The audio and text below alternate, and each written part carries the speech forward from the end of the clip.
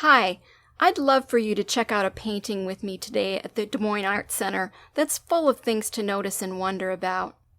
Hopefully by sharing some information with you, we can look a little deeper into this scene together.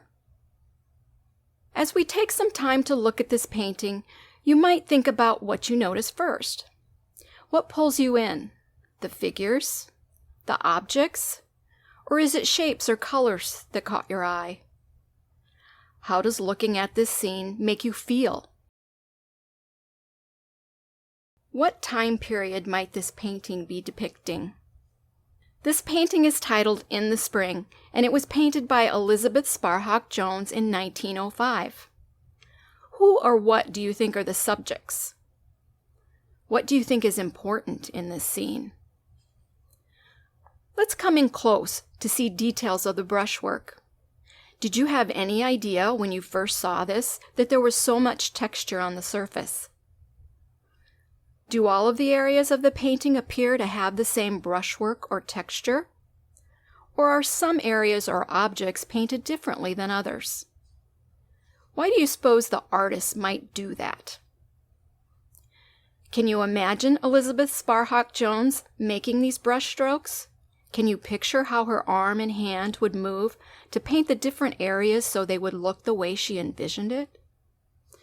Around the time the artist painted this, there was a brand new exciting way for people to shop called department stores.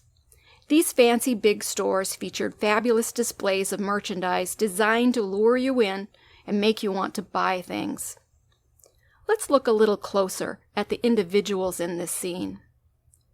What stories can we imagine about the individuals? Can you guess what each person might be doing?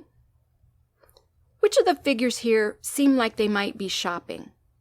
What else might they be doing? Is there enough detail in the faces that we can tell what they're thinking or what their mood is? What about what they're wearing? Does that seem important?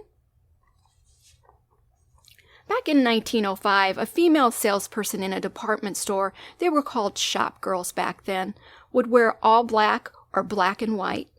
Another thing to know is that only a shopper would wear a hat and gloves in a department store. But do clothes tell the full story of the scene here? What are the women in the group of three doing? Do they seem concerned at all about the lone figure sitting in the foreground? What about sitting itself? Do you suppose a shop girl or a customer was allowed to sit? Who do you suppose needed to rest more, the shop girl or the customer?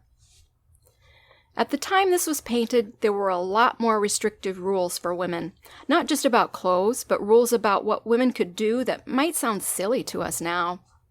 Department stores changed some of those rules for women.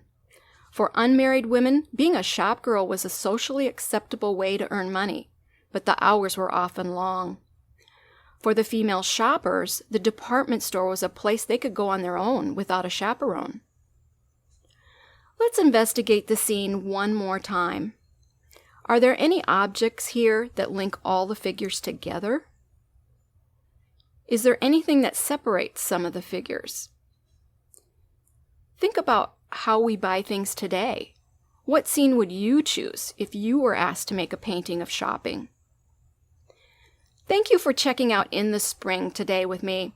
I hope this time we spent looking revealed more of a story and hopefully more questions than you might have imagined on a first quick glance.